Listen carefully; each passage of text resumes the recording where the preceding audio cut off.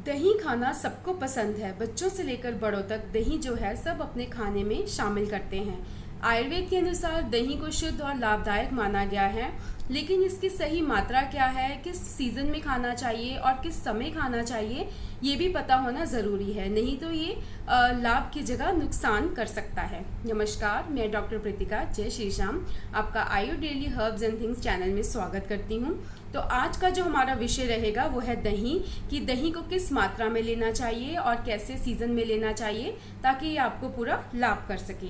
सबसे पहले आप बेल आइकन दबाकर इस चैनल को सब्सक्राइब कर लीजिए ताकि आपको डेली नोटिफिकेशंस मिलती रहे। उसके बाद जो आयुर्वेद में दही के बारे में कहा गया है वो क्या कहा गया है। आयुर्वेद में कहा गया है, दधि उष्णम दीपनम स्निग्धम कषाय अनुरसम गुरु पाके अम्लम श्वास पित्त श्रोथ मेद कफ प्रदम मूत्र कृच्छे प्रतिशाय शीतगे विषम ज्वरे अतिसारे अरुचो कशरे शस्यते बल शुक्र कृते। दही को जो है उष्ण प्रकृति का कहा गया है। बहुत लोग समझते हैं दही जो होता है ठंडा होता है। जी नहीं, दही जो होता है वो गर्म तासीर, उष्ण तासीर का होता है। और इसके बाद इसको दीपनम कहा गया है, अग्निदीप कहा गया है, यानी कि भोजन में रुचि पैदा करता है। इसके बाद इसका रस जो है अम्ल और अनुरस कषाय जो है वो अनुरस बताया गया है इसका। और इसके बाद इसको शोथ कफ मेद कारक बताया गया है, पर ये वात पित्त रक्त दोष नाशक होता है। इसके बाद इसको स्निग्ध बताया गया है, थोड़ा सा स्निग्ध होता है ये।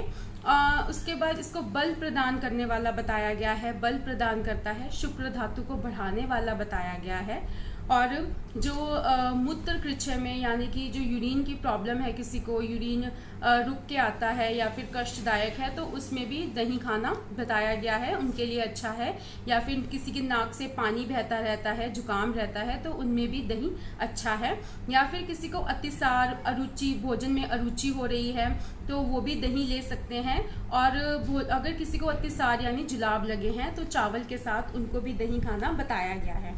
लेकिन दही को किस तरह से नहीं खाना चाहिए, उसमें आता है कि दही जो होता है, दही को गर्म कर जिसको अग्नि संस्कार दिया गया हो वैसा दही नहीं खाना चाहिए। दही जो होता है उसको अगर सही जमा नहीं हुआ तो वो भी दही ना लें। दही जो है रात को खाना बिल्कुल निषिद्ध है, रात को खाने से मना करा है दही को। दही रात में नहीं खाना चाहिए क्योंकि ये पित्त विकार जो है, पित्त दोष बढ़ा देता है।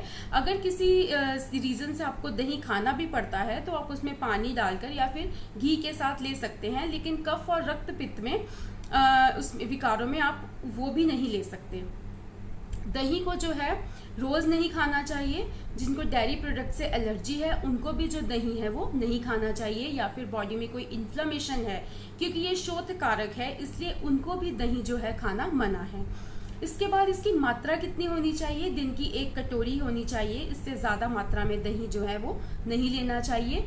इसके बाद किस सीज़न में लेना चाहिए, किस सीज़न में नहीं लेना चाहिए, तो जो ग्रीष्म, बसंत और शरद ऋतु है इनमें दही खाना मना किया है, इनमें दही नहीं लेना चाहिए। हाँ, लेकिन आप छाछ, लस्सी या फिर पानी डालकर इसका उपयोग जो है कर सकते हैं। दही को अकेला भी नहीं खाना चाहिए, इसमें आप मीठा डालकर या फिर नमक डालकर, जीरा डालकर आप दही को लें, शक्कर डालकर आप दही को ले सकते हैं।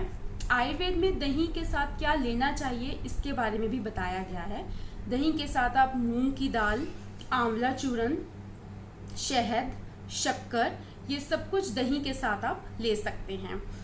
इसके बाद जो दही है, अगर उसकी विधि पूर्वक सेवन ना किया जाए तो दही क्या विकार उत्पन्न कर सकता है, तो ये भी बताया गया है कि अगर इसका विधि पूर्वक सेवन नहीं किया जाता तो ये कुष्ठ जैसे स्किन डिसऑर्डर्स जो हैं, पित्त विकार, जैसे जो गर्मी से उठने वाले जो दोष हैं वो उत्पन्न कर देता है, ज्वर उत्पन्न कर देता है, या फिर एनीमिया जैसे जो डिसऑर्डर्स हैं ये भी उत्पन्न कर देता है अगर इसको सही विधि से नहीं लिया जाए।